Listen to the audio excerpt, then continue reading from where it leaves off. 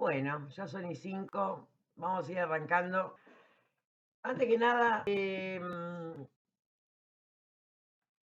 sábado pasado no teníamos clase. Éramos re poquitos, recién cuando abrí el Zoom, ahí cuenta, porque ahí en el Zoom a mí me figura el número de clase y ahí en el Zoom figuraba que era la número 4. Con lo que, obviamente, tenemos, según el Classroom, esta es la número 4. O sea que era el sábado pasado no había clase. Estaba considerado, supongo, dentro del feriado. Así que bueno, mi consulta es, ¿les llegó el video de capacitarte? Porque grabar se grabó, porque cuando estábamos en la clase, a mí me figuraba ahí que la clase se estaba grabando. ¿Pero se lo mandaron o no? El video. Porque la mayoría no estuvo, porque era lógico. Éramos 4 nada más.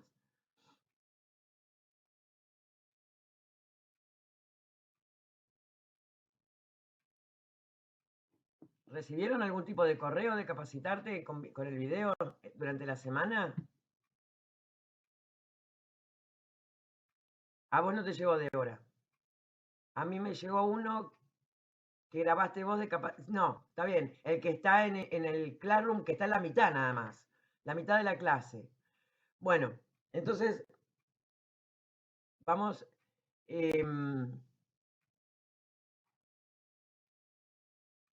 Está bien. Ah, buenísimo. Bueno, después voy a tratar de compartírselo yo en el Classroom. Ahora, ¿cómo vamos a hacer? Obviamente, vieron que las clases están estipuladas para una determinada cantidad. Nosotros nos adelantamos porque estábamos, ya, yo supuse que no,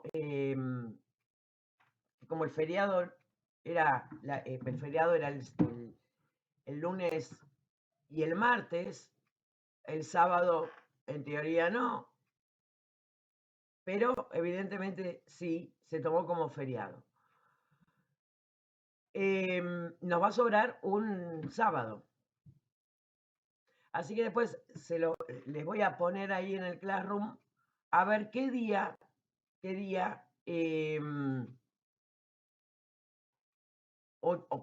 no, vamos a hacer algo diferente. Yo me voy a comunicar antes que nada con la gente de Capacitarte para ver cómo ver el tema de ese día, porque si no vamos a tener un día de más, en vez de un día menos, un día más.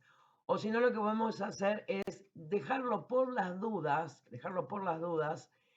que yo tenga algún inconveniente con Internet. Si yo llego a tener algún inconveniente con Internet, usamos esa clase de más como para recuperarla. Así que bueno.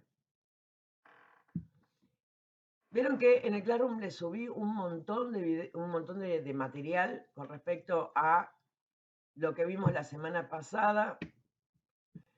¿Quién estaba la semana pasada? Que aparte, Leonel no estaba, Fernando tampoco, no me acuerdo quién estaba. Catherine estaba. Bien. De los que estamos acá, me parece que Camila. Trabajamos un feriado, chicas. Trabajamos un feriado, así que bueno.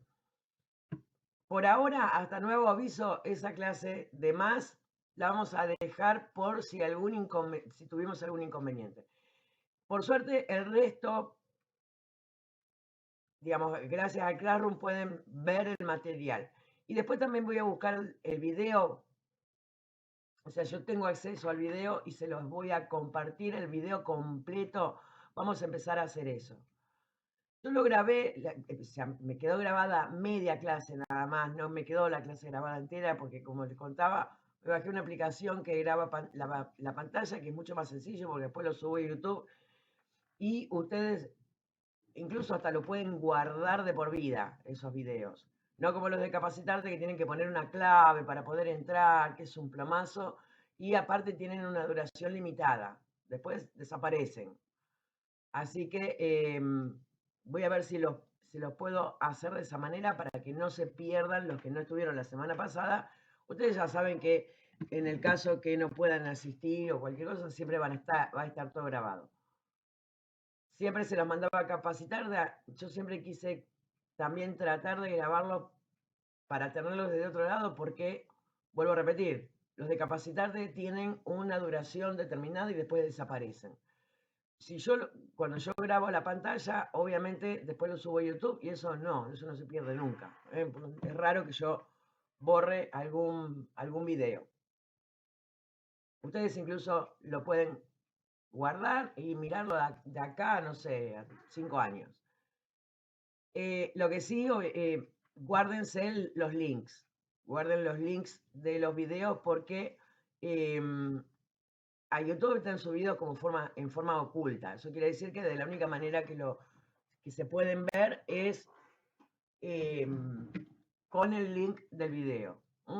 Si ustedes entran al canal, no los van a encontrar. Quizás sí pueden encontrar a lo mejor algunos videos viejos de muy al principio de otras clases diferentes, pero no los videos nuestros.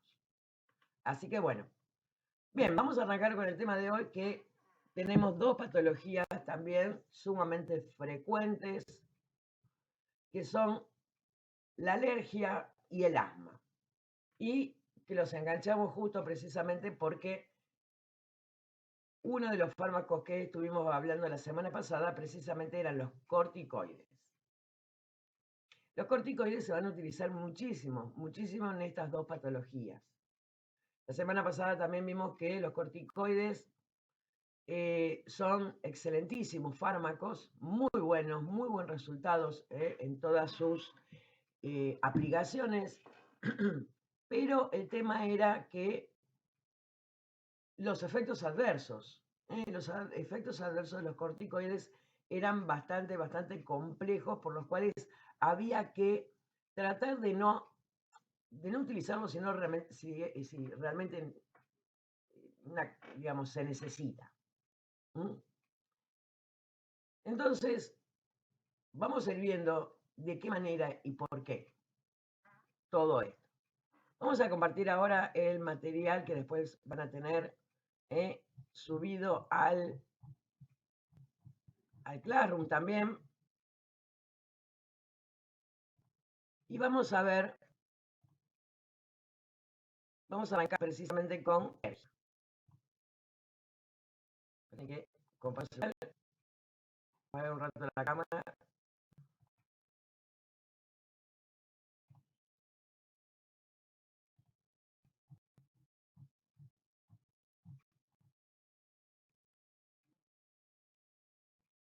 Ahí se ve bien, ¿no?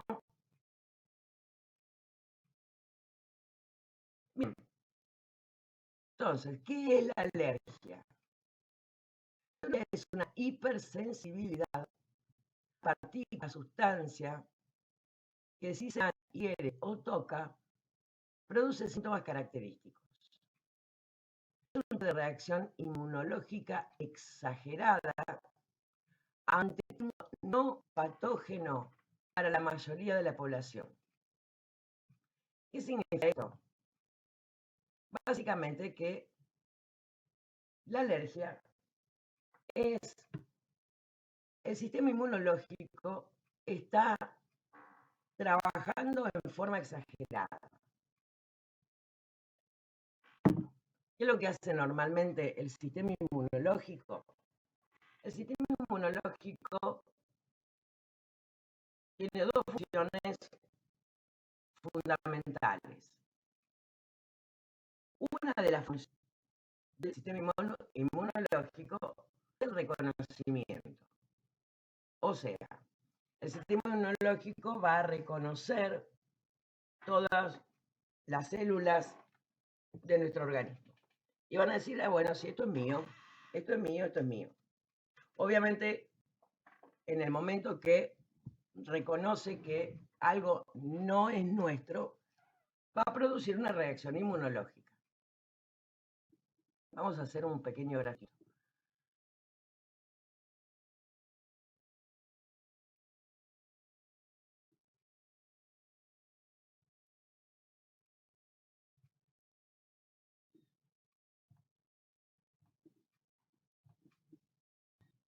Entonces sabíamos que el sistema inmunológico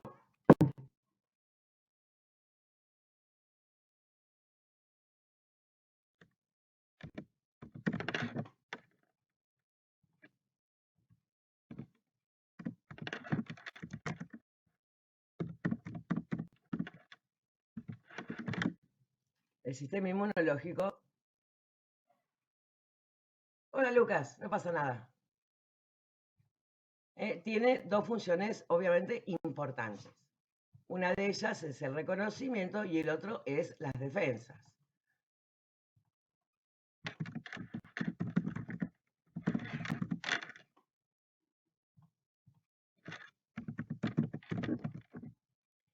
Obviamente, para poder defender tiene que primero reconocer que no es nuestro.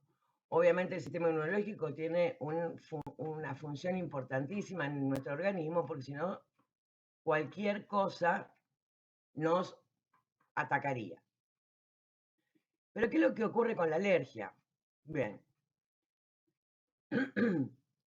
El sistema inmunológico cuando reconoce que algo no es nuestro y que nos puede provocar daño, a esa sustancia, germen, lo que fuere, ¿eh? Se le va a llamar antígeno. Este antígeno se denomina así porque es capaz de generar anticuerpos. Geno significa generación, anti viene de anticuerpos. Precisamente el anticuerpo se va a unir con el antígeno y lo va a intentar por lo menos aislar o destruir. Muchas veces se verá si puede o no puede. Si puede, no aparece la enfermedad. Si no puede, se genera la enfermedad. ¿Qué es lo que ocurre con la alergia? El proceso es básicamente el mismo, pero que acá va a haber una reacción exagerada. Nosotros podríamos decir que la alergia también es una reacción exagerada del sistema inmunológico y que dependiendo en el lugar físico del cuerpo donde se produzca esa alergia, los síntomas van a ser diferentes. Obviamente, esas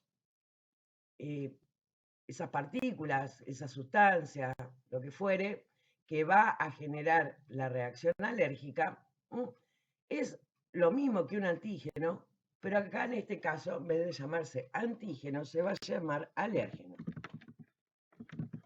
Porque va a ser responsable de esa reacción, generación, alergia, capaz de generar una reacción alérgica. Pero la característica principal de todos los alérgenos es que para la mayoría de la gente, para la gran mayoría de la gente, no produce absolutamente nada. Únicamente va a producir algún tipo de problema si la persona es alérgica. O sea que vendría a ser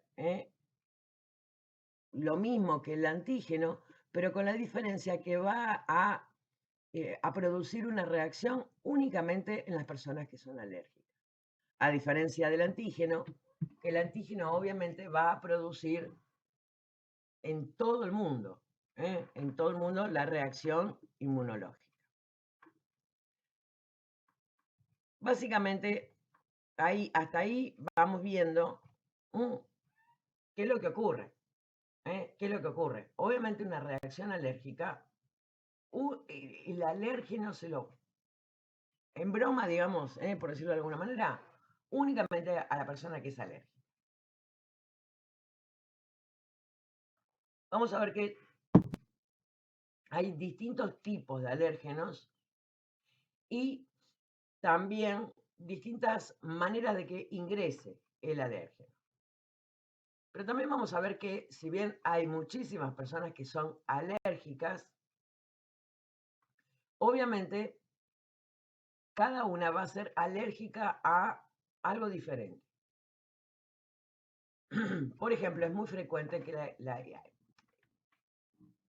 haya algún antecedente de alergia en la familia o que haya varias personas alérgicas en la misma familia, porque por lo general es hereditario, hereditaria la predisposición a desarrollar una alergia, pero no necesariamente tiene que ser alérgico a la misma persona, perdón, a la misma cosa. Por ejemplo, qué sé yo, se me ocurre que una persona que es alérgica a el polen va a tener sus síntomas en primavera, porque es el único momento donde empieza a aparecer el polen. Muy diferente va a ser una persona que le tenga alergia a los ácaros, a el pelo de los gatos. Siempre van a tener su reacción alérgica cuando están en contacto con esas sustancias. Si no, no. Y también, y vamos a volver al pizarrón, vamos a ver que nuestro sistema inmunológico, como decíamos recién, va a generar anticuerpos. ¿Qué son los anticuerpos? Básicamente, ahora con el tema del COVID, hemos aprendido un montón de todo este tipo de cosas, pero bueno, un anticuerpo es una sustancia que va a producir el sistema inmunológico a través de la activación de varias células que forman parte del sistema inmunológico y van a formar precisamente, como decía recién, anticuerpos. ¿Qué hace un anticuerpo? Que también es la base de las vacunas.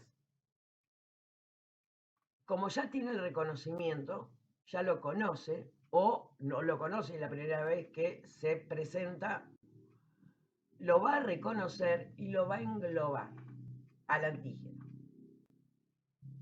Eso es un anticuerpo. ¿Para qué lo va a englobar? Para que no pueda hacer nada. Para que no pueda provocar enfermedad.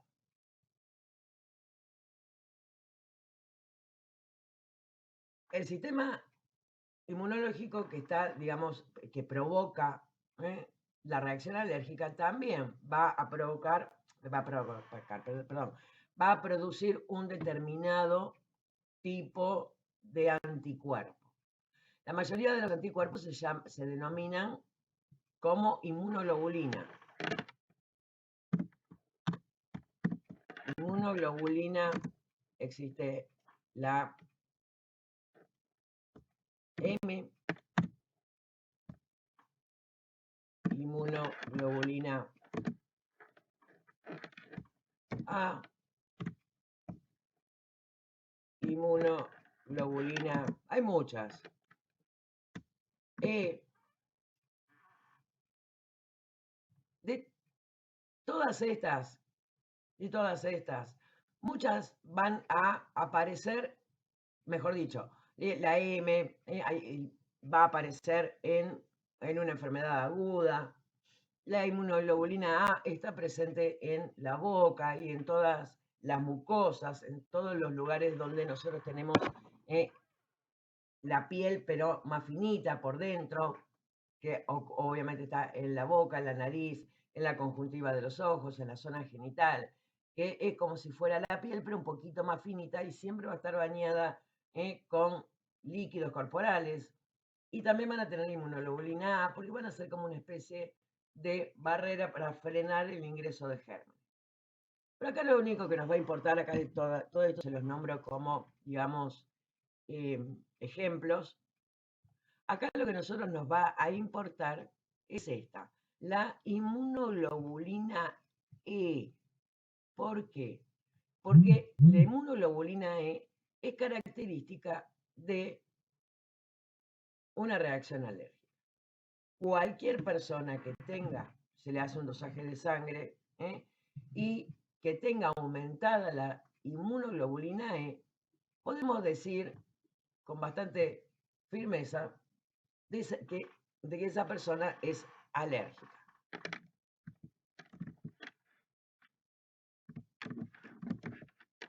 De que esa persona, la que tiene aumentada la inmunoglobulina E, sabemos que es alérgica. Pero ¿qué es lo que ocurre? Y acá está la importancia de conocer esto.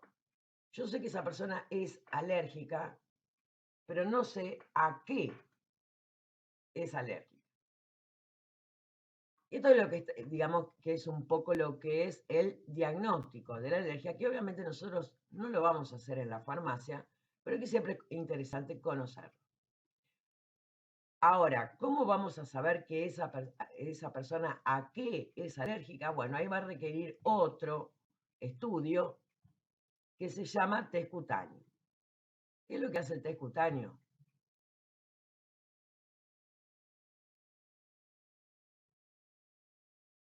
Hagan de cuenta que esto es una mano, parece cualquier cosa menos una mano, pero bueno, ustedes ya saben que dibujo horrible, pero bueno. En el test cutáneo lo que se hace es aplicar distintos alérgenos comunes, ¿eh? A los cuales la gran mayoría de las personas es alérgica.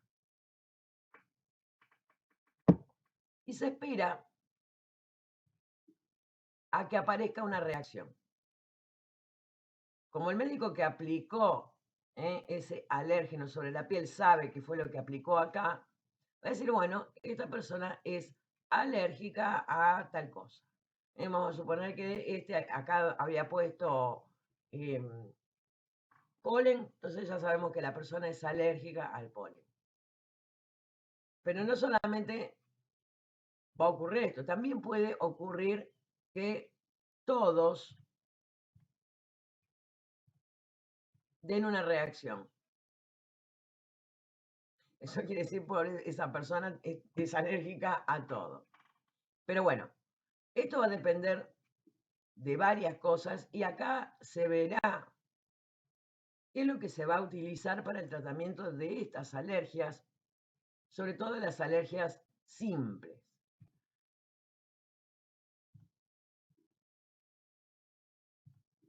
Entonces ahora ya sabemos que la persona es alérgica y alérgica a qué, pero también vamos a ver que hay distintos tipos de alergia en el sentido, no, o sea, no a distintas cosas, sino que la alergia también puede ser leve, moderada o grave, y que dependiendo de cómo se desarrolle esa reacción alérgica, va a ser el tratamiento. Obviamente, un tratamiento de alergia, nosotros estamos acostumbrados quizás a ver 10 millones de propaganda en la tele, precisamente empieza la temporada del polen y ya te empiezan a llenar la tele de propagandas de los antihistamínicos. Pero también vamos a ver que no es el único tipo de alergias que hay, que algunas van a ser alergias graves en las cuales obviamente, o alergias graves, no, perdón, reacciones alérgicas graves que puede comprometer la vida de la persona. Entonces vamos a ir viendo que ahí es donde precisamente van a meterse los corticoides. Seguramente si lo que estuvieron la semana pasada, se acuerdan que los corticoides tenían un efecto antialérgico y los que no, bueno, ahora se están enterando. Entonces, el tratamiento de una alergia, vuelvo a repetir, va a depender muchísimo, muchísimo, primero que nada, del lugar donde se desarrolla la alergia y de la gravedad de la misma. Entonces vamos a ir viendo un poco todo eso.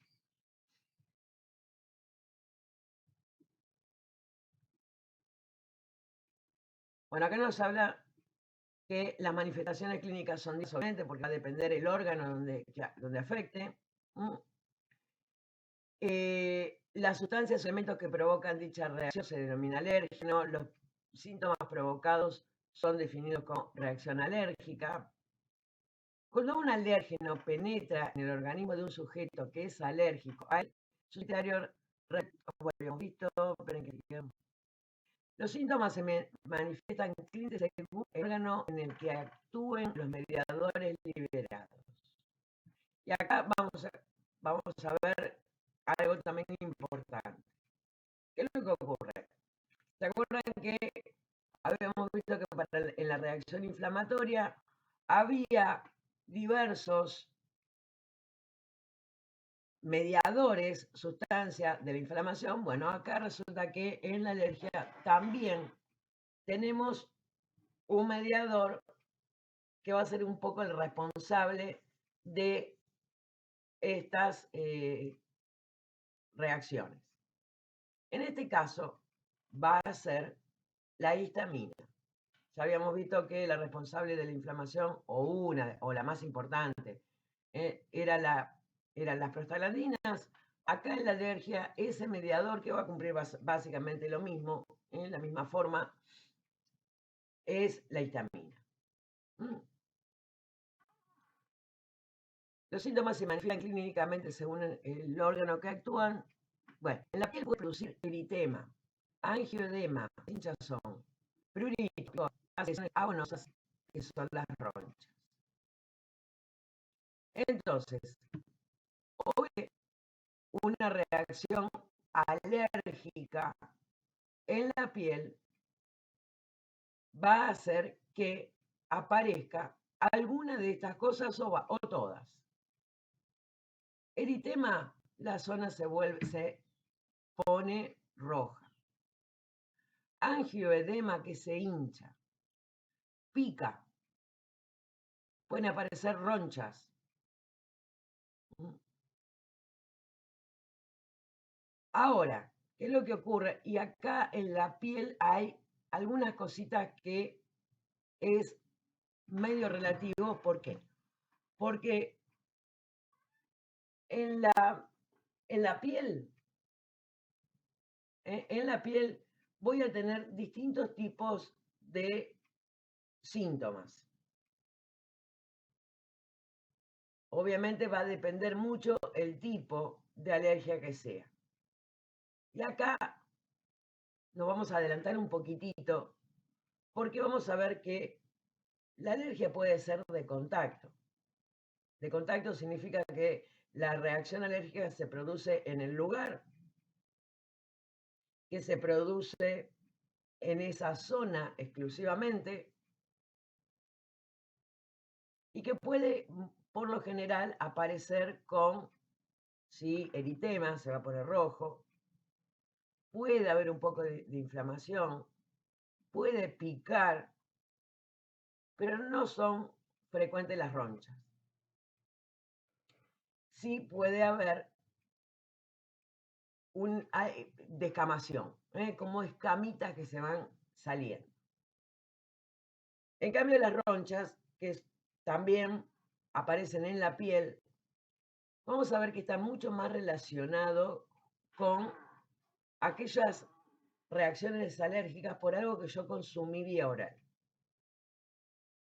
Y que puede ir desde algo muy chiquitito a algo realmente importante y estar muy diseminado. Va a estar rojo, va a estar hinchado, va a haber ronchas, va a picar. Y acá, obviamente, no va a ser exclusivamente en el lugar que yo toqué, sino que va a ser en toda la piel. Si bien en algunos lugares, en mayor preponderancia, como por lo general, aparece más en los brazos, más en las piernas, en la espalda, en el tronco, rara vez en la cara. Pero ahí ya la historia me cambió. ¿Por qué? Porque el lugar por donde ingresó el alérgeno es diferente. Una cosa es porque yo lo toqué. y otra cosa es porque yo lo consumí. Y cuando yo lo consumí, obviamente puede ser no solamente un alimento, sino que también puede ser un fármaco. Hay muchas reacciones alérgicas a los fármacos. De hecho, todos, no hay ningún fármaco, que no, en alguna persona que es alérgica, no pueda provocar alguna reacción alérgica. Y con respecto a los fármacos, vamos a ver que también, y esto es importante conocerlo, es que para que yo, digamos, pueda certificar de que esa reacción es una reacción alérgica, tengo que haber tenido contacto previo con ese alérgeno. ¿Qué quiere decir esto? Con el tema de fármacos puede ocurrir lo que se conoce como reacción idiosincrática, que la persona lo consume la primera vez que lo consume y se brota todo. Que puede ser tranquilamente una reacción adversa. Pero es la primera vez que lo tomó. Eso ya no lo podemos clasificar como alergia. Eso se va a clasificar como reacción idiosincrática porque para que nosotros podamos decir que es realmente una reacción alérgica, la persona tiene que haber tenido contacto previo con ese medicamento o con ese alérgeno. ¿Por qué? Porque para que se desarrolle precisamente la alergia, necesita lo que se conoce como sensibilización. ¿Qué es esto? Bueno, habíamos visto que precisamente la alergia era una reacción exagerada del sistema inmunológico. Pero para que esa reacción sea exagerada, tiene que haber tenido contacto previo. Hola, ¿cómo estás? No te hagas problema, es lo mismo. Si podés ver y podés participar en el chat, no te preocupes que se puede. Vamos a ponerlo con un ejemplo tonto. Vamos a hacer de cuenta que el sistema inmunológico somos nosotros. Un día vienen, nos tocan la puerta. Hola, ¿qué tal? Soy su nueva vecina, ¿cómo está? ¿Qué tal? Mucho gusto. Me presento. Bueno, chao.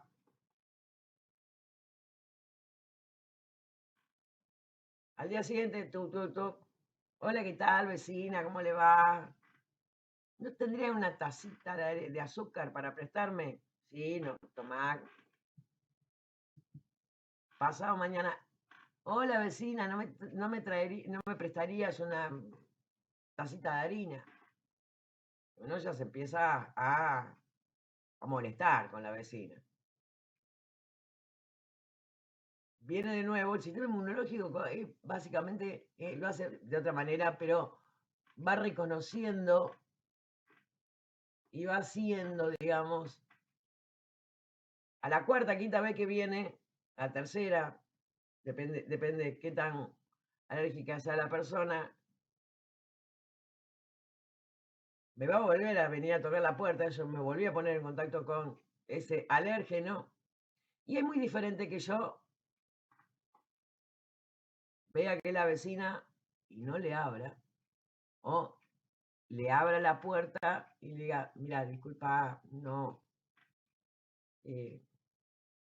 no sos bienvenida, qué sé yo, lo que sea. Y otra cosa muy diferente es que abra la puerta, pero ¿quién te cree que soy? No es que me venía a pedir cosas a cada rato. Una reacción exagerada.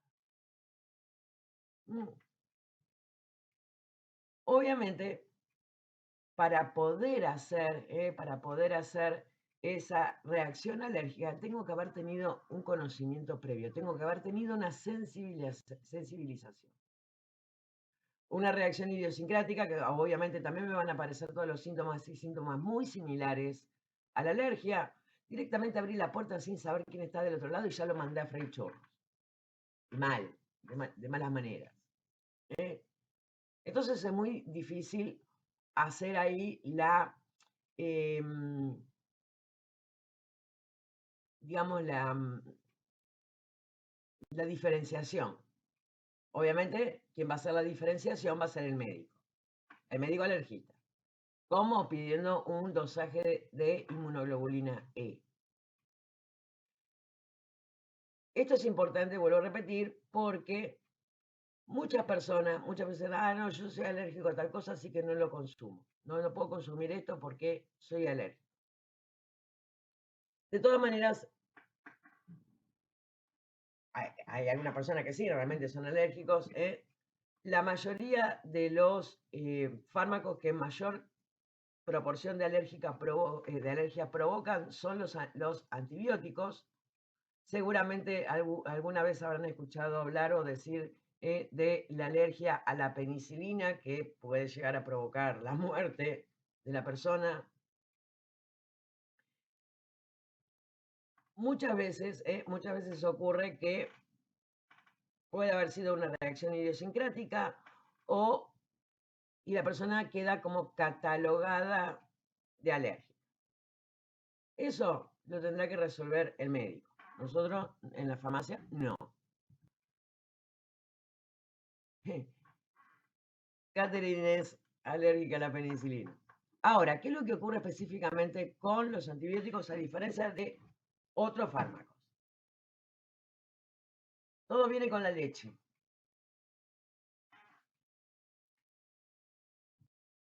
A mí me pasa con la amoxicilina particularmente. Es que la amoxicilina es penicilina sintética. La penicilina es el fármaco, el antibiótico, el primer antibiótico que se descubrió, que lo descubrió, ay, no me sale el nombre ahora. Ay, se me patinó el nombre del, bueno, no importa. Lo descubrió en el hongo Penicillium y lo empezó a aplicar. Y la amoxicilina se fabrica en forma artificial en el laboratorio. Pero bueno, ¿por qué les digo que el tema viene con la leche? Fleming, gracias Lucas, no me salía, Alexander Fleming. Si ustedes conocen cuál es el proceso de ordeñe de las vacas, vieron que les ponen esos como chuponcitos de metal para la extracción de la leche, las ubres se suelen lastimar, muchas veces se produce mastitis y el mejor tratamiento de la mastitis, obviamente, encima de sacar la leche. Pero ¿qué es lo que ocurre? También, a las vacas también le dan antibióticos porque si no se pierde muchísimo en la producción y encima hay que sacarle la leche. La leche no está contaminada, la leche no está contaminada con la infección. Igual después también se pasteuriza. Pero el antibiótico que la vaca estuvo tomando pasa a la leche. Y con la pasteurización no desaparece el antibiótico. Y nosotros pues tomamos leche, los derivados de la leche, los quesos, yogur, con antibióticos. Y pudimos haber estado en contacto con un antibiótico en particular. Y resulta que ahí se fue sensibilizando nuestro cuerpo y la primera vez que tomo el antibiótico, chácate, me dio una reacción alérgica. Y eso ya es, sí, una reacción alérgica, porque ya tuve contacto previo sin saberlo. Eso es cosa que muchas veces hay que tener en cuenta. En la farmacia no, pero es algo que sí. Bien, en los bronquios, una reacción alérgica va a provocar PAM. En la mucosa nasal, inflamación, prurito, que va a decatar estornudos. Mucosa que es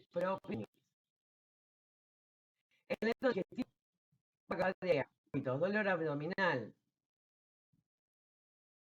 Y también van a aparecer reacciones a distancia, como habíamos visto las ronchas de la urticaria. ¿Y por qué? Porque obviamente todo lo que nosotros consumimos vía oral, ya sabemos que si es, por más que sea un fármaco, un alimento, va a ingresar al torrente sanguíneo y se va a distribuir por todos lados. Y muchas veces también va a provocar reacciones en la piel, como la urticaria, por ejemplo. También va a haber una reacción en forma generalizada, y que suele muchas veces ser una de las reacciones alérgicas más problemáticas y más graves, que son las picaduras de los insectos del grupo de los himenópteros, obviamente avispa, abeja, que chaqueta amarilla. Cualquiera de estos pueden provocar en una persona que es alérgica reacciones alérgicas graves, bastante graves, y que puede provocar lo que se conoce como shock anafiláctico, que va a afectar a muchísimos órganos. Y va a provocar broncoespasmo, hipotensión arterial, la presión va a bajar muchísimo. Si la presión baja muchísimo, no alcanza a llegar sangre al cerebro, que si no llega sangre al cerebro estamos en problemas. Debido a la hipotensión, porque como baja muchísimo la presión, el corazón va a empezar a bombear mucho más rápido, intentando solucionar que no llegue agua al tanque. Entonces, eso es una reacción alérgica grave. O también puede ocurrir lo que se conoce como angioedema acá en la vía respiratoria, que se inflame toda la mucosa de la vía respiratoria, sobre todo a nivel laríngeo, y ahí directamente ni siquiera ingresa el aire. La persona no puede respirar. Siempre ahí va a haber que hacer un tratamiento urgente. ¿Qué es lo que ocurre con otro tipo de insectos? Como los mosquitos o como las hormigas. Los mosquitos suelen también hacer algunos tipos de reacciones alérgicas, que se hace una roncha en el sitio de la picadura.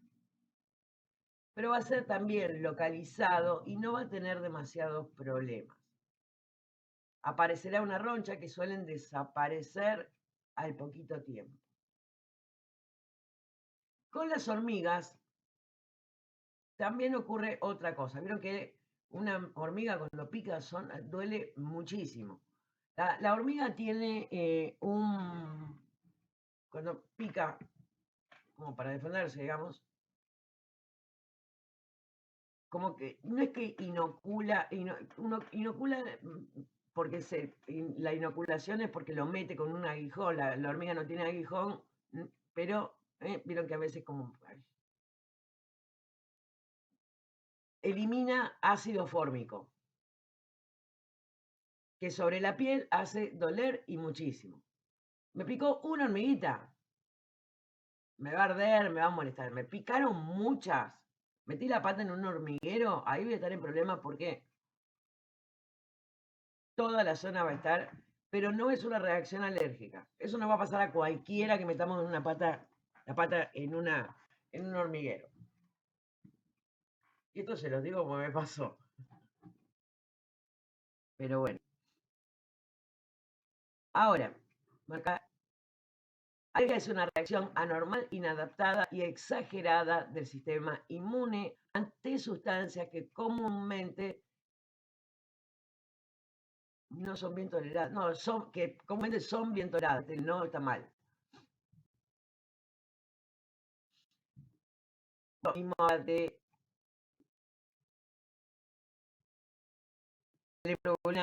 teología. Y vamos a ver cómo podemos dividir a los alérgenos.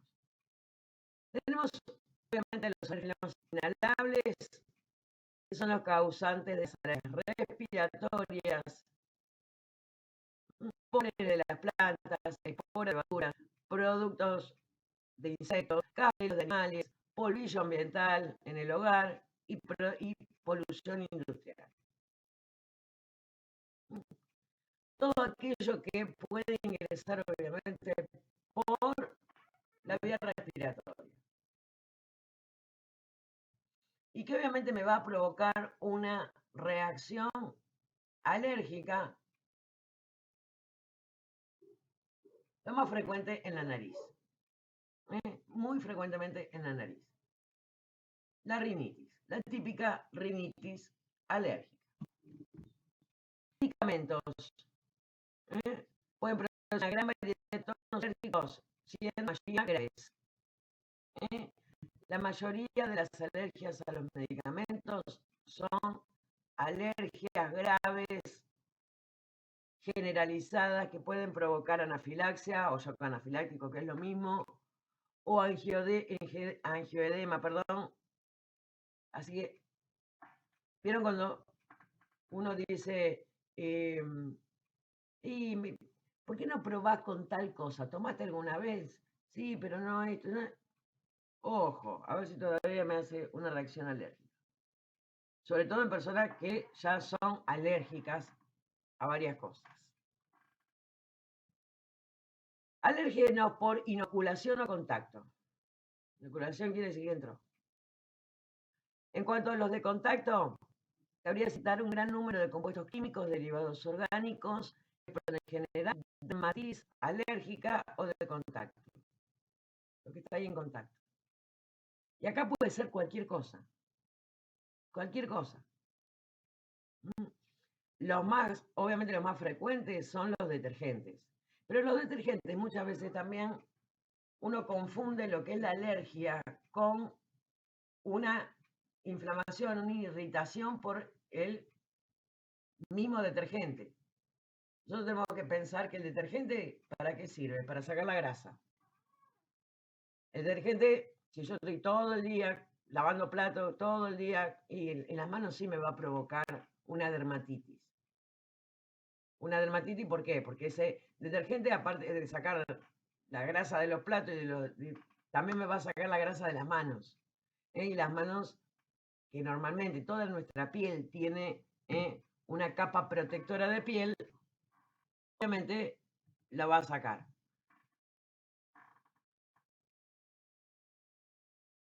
No pasa nada, Leonel, después voy a subir el video, así que tranqui. Entonces, obviamente, eso va a ser por irritación, no va a ser por alergia. Si yo tengo alergia al detergente, obviamente va a ser después de haber estado con un simple contacto, no después de haber estado mucho tiempo lavando.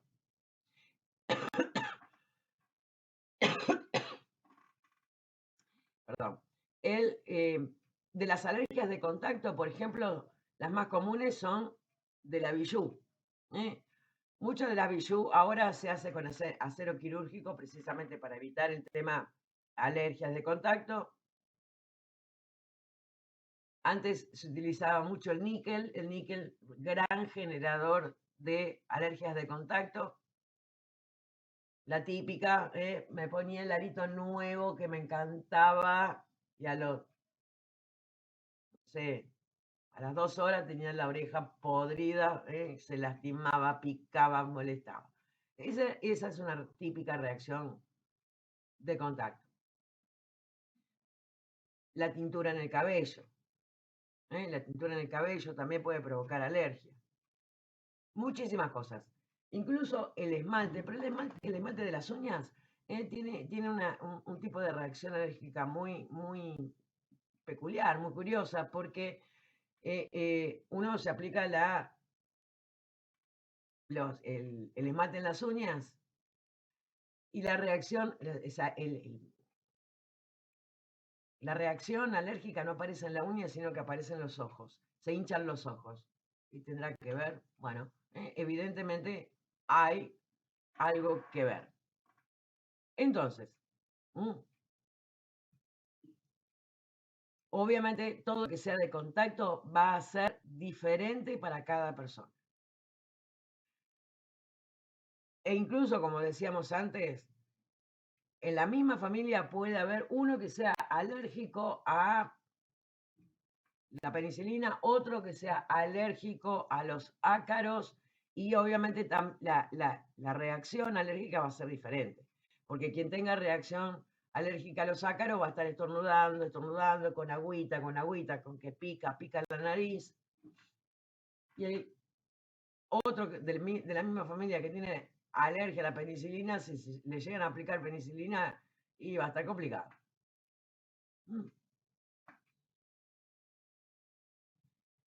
A los alimentos. La alergia a los alimentos es menos frecuente de lo que se supone, pues se diagnostican un gran número de trastornos gastrointestinales como alérgicos, que en realidad no lo son. Sí, el que puede encadenar reacciones alérgicas, son guerra, vómitos, asma, incluso anafilaxis. Es cierto, náuseas, vómitos, diarrea, chácate, esa persona tiene alergia. No, no tiene alergia, tiene alguna puede tener intolerancia a ese alimento. Lo cual también sea preferible que no lo consuma, porque si no va a empezar con diarrea y con vómitos. Pero a la intolerancia no va en la intolerancia no va a aparecer la urticaria. En la alergia, sí. Como habíamos visto que obviamente iba a producir síntomas a nivel local y a nivel y a distancia. Ahora, ¿cuáles son esos alimentos que más frecuente van a provocar alergia? Leche de vaca no, la leche de vaca más va a provocar intolerancia por la lactosa. Clara de huevos, sí, mariscos secos, a veces frutilla. Y algunos pescados, lo frecuente son los frutos secos. Obviamente la única manera, y por lo general suelen dar reacciones alérgicas bastante dentro del grupo de las graves. Y siempre lo ideal va a ser tratar de evitar eso. Así como si yo tenía alergia y se me lastimaba la oreja cada vez que me ponía el arito, ya no me lo voy a poner más. Bueno, esto también hay que evitarlos. Evitar este tipo de alimentos. Cada uno sabrá. Fisiología. En los sujetos genéticamente predispuestos, la inmunoglobulina es específica para un determinado alérgeno. Contactos con el nos dirán una de medida capaz de producir los síntomas característicos de la enfermedad alérgica de mayor o menor intensidad, dependiendo de la reactividad del órgano de choque. O sea, va a depender mucho de cuál sea el órgano. O sea, la gravedad. Estos mediadores causan vasodilatación, aumento de la permeabilidad vascular, hasta ahora muy similar a la inflamación, contracción del músculo liso, agrega plaquetaria, infiltrado inflamatorio de eosinófilos, aumento de la secreción de moco, estímulo de los nervios sensitivos. Bla, bla, bla, bla. Esto es todo muy técnico, todo bastante técnico, pero nosotros nos tenemos que acordar que más que nada los síntomas.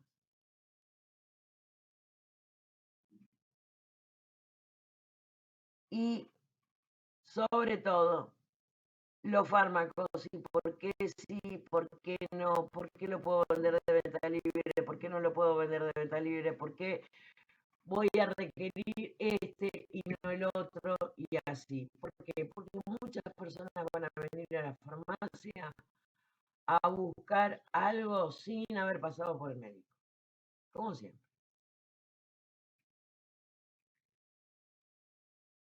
Bueno, acá nos está diciendo distintos tipos de reacciones alérgicas. El código va a diferir según el lugar. Cutáneo, edema, urticaria, edema. Pulmonares, acá vamos a tener un poquito más de problemas. Asma, lo que se conoce como asma alérgico. Oculares puede provocar conjuntivitis alérgica, quiritis, otorrino, rinitis, sinusitis, epistaxis, anosmia. En realidad puede haber sinusitis y rinitis.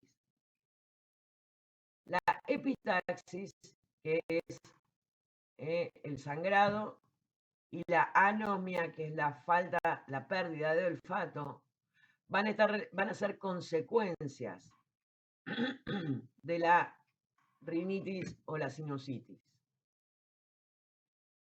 Digestivo, vómitos, diarrea, dolor abdominal y urticaria.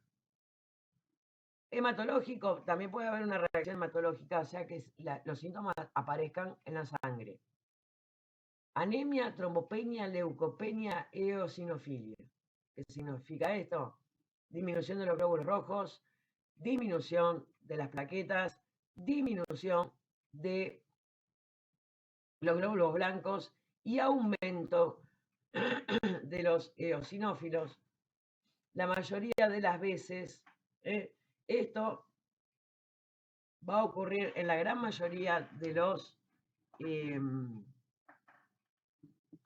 los alérgicos, pero en grados muy menores. La eosinofilia sí, cuando aumentan los eosinófilos también, porque está relacionado con,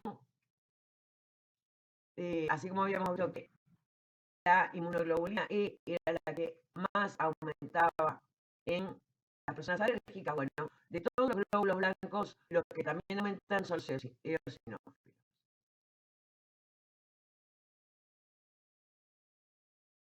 Las características clínicas generales de la reacción alérgica son anafilaxia o shock anafiláctico,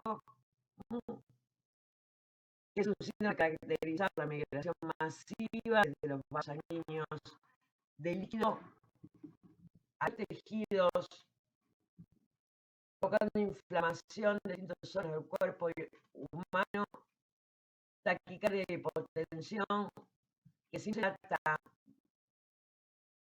como uno que capital provocar la muerte por colapso cardíaco.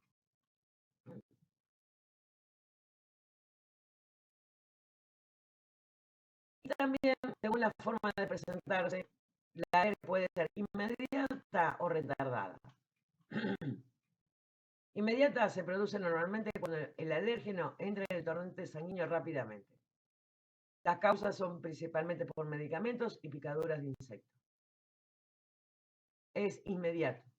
Me tomé el fármaco, me produjo la reacción alérgica. Me picó el insecto, ya apareció la reacción alérgica. Ahí hay que ir rajando, porque puede obviamente comprometer la vida del paciente. En cambio, retardada, cuando un alérgeno entra en contacto con el ser humano por vía digestiva, contacto o inhalada, alimento, medicamento por vía oral, látex, por lo que sea. Por lo que sea. ¿Por qué? Porque obviamente yo tengo que, es como que va a tardar un ratito. Así como vimos que de las vías de administración, cualquier cosa que fuera endovenosa actuaba en forma rapidísima, bueno, acá va a tardar un poco más porque tiene que entrar, tiene que pasar, tiene que hacer toda la reacción, y toda esa historia. Em,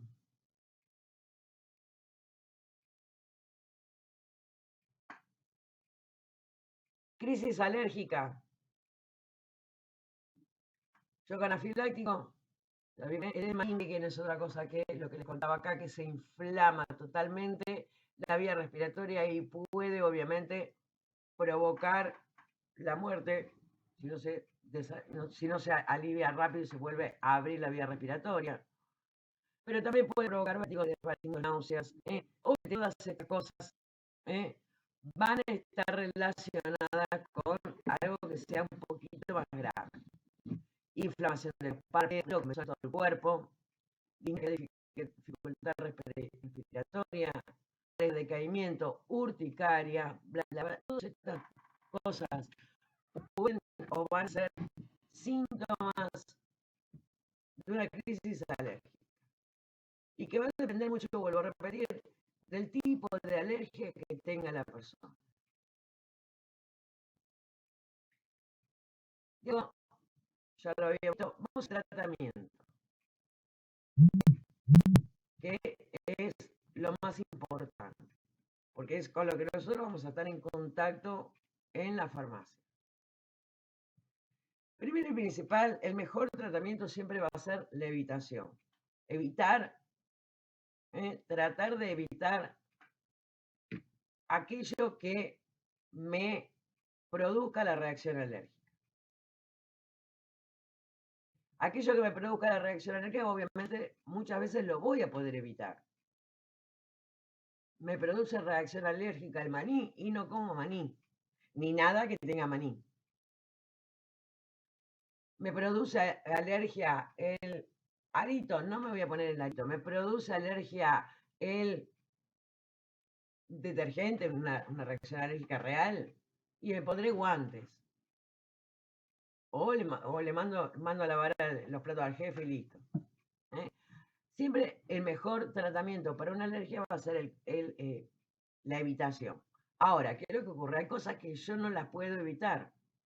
Toda persona que tenga un tipo de reacción alérgica respiratoria en la cual el polen es el responsable, llega primavera y va a empezar con los estornudos, va a empezar con el goteo nasal, con el prurito nasal, con la congestión nasal y todo ese tipo de cosas. Se puede mudar a otro lugar, pero bueno. Lo mismo ocurre con los ácaros, lo mismo ocurre con el polvillo, con todo lo que provoca una reacción de ese tipo. Entonces, obviamente, muchas veces se podrá, otras no. Entonces, ahí es donde viene la inmunoterapia con alérgenos o desensibilización, que no es otra cosa que las vacunas. Personas que tienen reacciones alérgicas muy frecuentemente, y obviamente, el alergista, ya después de haberle hecho, obviamente, el test cutáneo y como sabe cuál es el alérgeno que es el que le produce las reacciones, se hacen o se mandan a preparar las vacunas para la alergia, que en realidad es eso, desensibilización. Es como que le aplican los alérgenos, pero obviamente y se le llama vacuna porque esos alérgenos es como que están reducidos en su potencialidad de generar la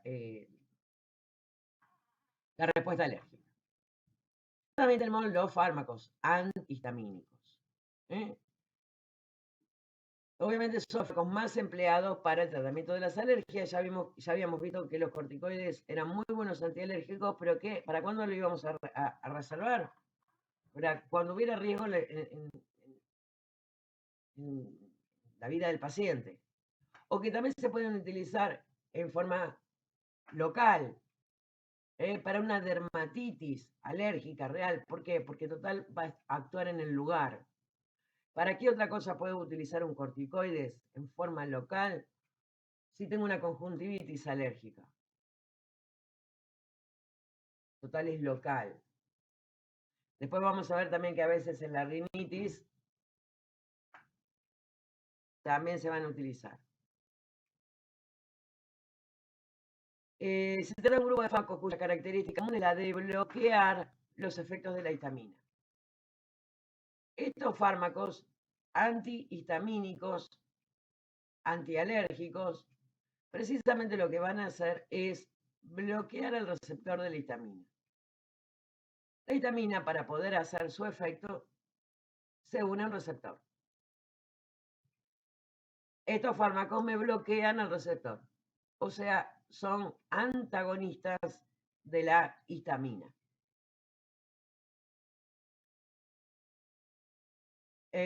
Obviamente, vieron que los anteriores, los AINES, los que vimos la semana pasada, lo que hacían era inhibir a la ciclooxigenasa, que no era otra cosa que la enzima que lograba la producción de prostaglandinas. Bueno, acá la histamina también va a estar dando vuelta, pero para poder hacer su efecto se tiene que unir a un receptor. Entonces, directamente bloqueo al receptor. Las prostaglandinas no necesitaban unirse a un receptor para hacer su efecto, entonces por eso necesitaba bloquear la fabricación. Esta es una sustancia química presente en los tejidos corporales que intervienen en muchos procesos, desde la reacción alérgica a la secreción ácida del estómago. Niveles de gran parte de la acción y el ritmo del vigila el sistema nervioso central. Para ello, la histamina actúa a través de 4 tipos distintos de receptores: H1, H2, H3 y H4. H1 son los receptores que van a estar en todo el cuerpo, a los cuales se va a unir la histamina y va a provocar los síntomas de la alergia. Los H2 van a ser los que van a estar en el estómago y van a provocar la producción de ácido láctico. H3 van a estar y van a manejar el hambre y el ritmo. Estoy perdido de dormir. Entonces,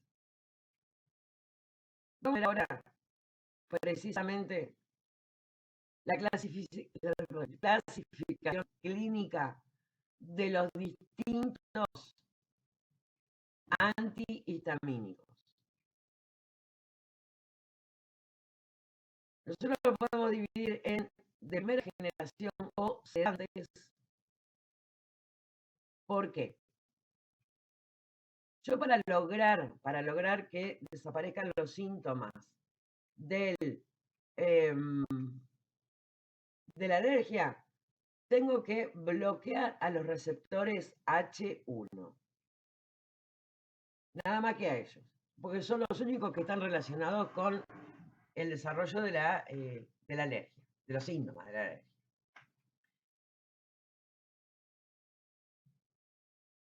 Segunda generación no sedante. ¿Y a qué se diferencian? La podemos ver los nombres. ¿En qué se diferencia esto de sedante, no sedante? Bueno, acá básicamente todos estos fármacos que se llaman de primera generación o sedantes van a ser capaces de atravesar la barrera hematoencefálica.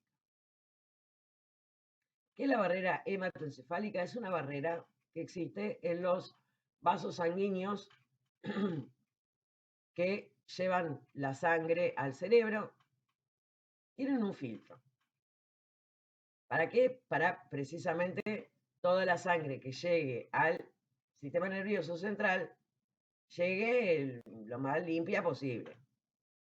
Recordemos que que todos, no muchos, que todos los fármacos que yo consuma van a estar siempre dando vueltas por la sangre.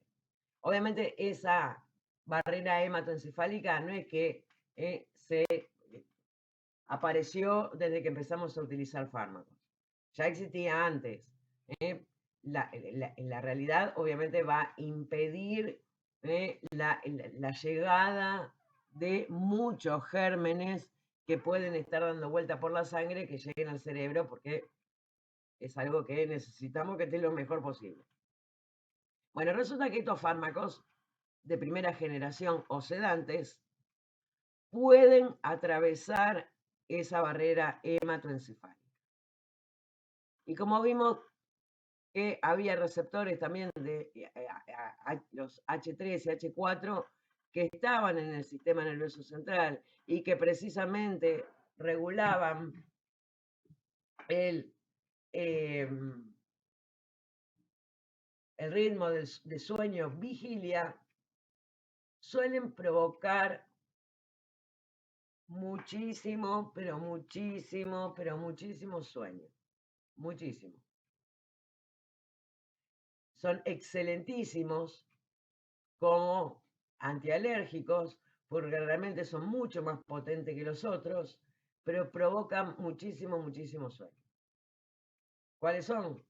Carbinoxamina, no se usa mucho, cipreptadina, clorfeniramina, dexclorfenidramina, sí, difenidramina, dimenidrato, ketotifeno, esos son los que más se van a utilizar. La difenidramina es el más conocido de todos, que se usó muchísimo,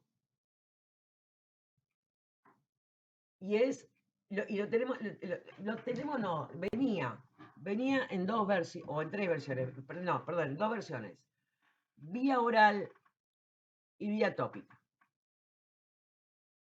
Nombre comercial más conocido, el Benadryl. Que venía en comprimidos y en jarabe. Y el Caladril, que venía también que viene como loción. La verdad, súper, súper recomendable para un ataque de alergia, sobre todo para las rinitis y para esto, pero provoca muchísimo sueño, pero muchísimo sueño. Al punto que incluso también en pediatría, lo decían los pediatras, no lo digo yo, también se utilizaba el Benadryl para bajar un poquito los decibeles de algún niño medio exaltadito. A tal punto que la difenidramina ya prácticamente no se vende como antialérgico, pero sí se vende como fármaco para inducir el sueño. Nombre comercial es Lipi. Obviamente, si una persona tiene problemas de sueño, sería lo ideal. En la industria farmacéutica no es ni lerda ni perezosa, como ya habían aparecido los de segunda generación que no provocaban sueño porque precisamente no atraviesan la barrera encefálica. Ahora lo comercializa, sobre todo la difenidramina, como fármaco precisamente para inducir el sueño, para el tratamiento del insomnio. Pero la difenidramina de uso local, que viene en loción o crema, no hay ningún inconveniente. Sirve mucho para, sobre todo, las picaduras de insectos, para cualquier tipo de reacción alérgica en la piel. Antes era una loción, era de color rosa, o una crema de color rosa que pintaba todo de rosa. Ahora también viene en forma incolora y realmente siempre, por lo general siempre, es una combinación de difenidramina con calamina, que también tiene muchísimos efectos a nivel piel. Los de segunda generación, los no sedantes, cetiricina, deloratadina, fexofenadina, levocetiricina, loratadina, rupatadina, acelastina o la paladina. Y esos son todos. Fármacos, la gran mayoría de venta libre, precisamente porque no provocan sueño, no tienen la misma efectividad que sí tienen los de primera generación, y la cetericina en dosis altas también suele provocar sueño. Consejo: obviamente, aquel que consuma los de primera generación vía oral, que todavía existen, y que yo les diría que quizás sería ideal para una persona que tiene alergia y que también tiene dificultades para conciliar el sueño, mataríamos dos pájaros de un tiro. Sí, obviamente puedo recomendar la difenidramina, precisamente para personas con problemas para conciliar el sueño, que es algo que lo vamos a ver frecuentemente en las farmacias, personas que van a querer venir a comprar medicamentos de venta bajo receta, que ya lo veremos después cuando veamos los psicofármacos. Le podemos ofrecer precisamente este fármaco, la difenidramina. Con respecto a los de segunda generación, con los de primera generación, si todavía hay personas que los consumen, siempre recomendarles que traten de tomarlo de noche, total después se van a ir a dormir. No es recomendable combinarlos con alcohol, porque se van a potenciar muchísimo más. Y tampoco la conducción de vehículos, porque provocan realmente mucho, pero mucho sueño. A los de segunda generación, son todos de venta libre. Ojo, no hay tanto inconveniente, pero ojo con la cetericina, que cuando está consumido en dosis altas, sí provoca sueño, igual que los de primera generación. Y cuando ya hay una reacción alérgica grave, en la farmacia no lo vamos a atender. Va a estar obviamente en la guardia, porque acabamos de ver que las reacciones alérgicas graves pueden poner en riesgo la vida del paciente, así que no. Y obviamente ahí sí se van a usar los corticoides. Y no me va a importar ni la supresión del eje, no me va a importar, ahí no va a llegar a usarlo muchísimo tiempo como para que provoque un Cushing ni nada por el estilo. Pero bueno. Con respecto a los fármacos antihistamínicos de primera generación, recuerden que no hay ningún inconveniente en el uso local. Uso local. Lo ideal es no consumirlos vía oral. Bien, se nos terminó alergia. Así que vamos a hacer el pequeño recreíto ahora. Así ya después arrancamos con asma y vemos otro de los usos frecuentes, obviamente, de los corticoides. Son las y 20 pasadas. Volvemos a las menos 20, nos tomamos los 15 minutitos de siempre y continuamos con el tema asma.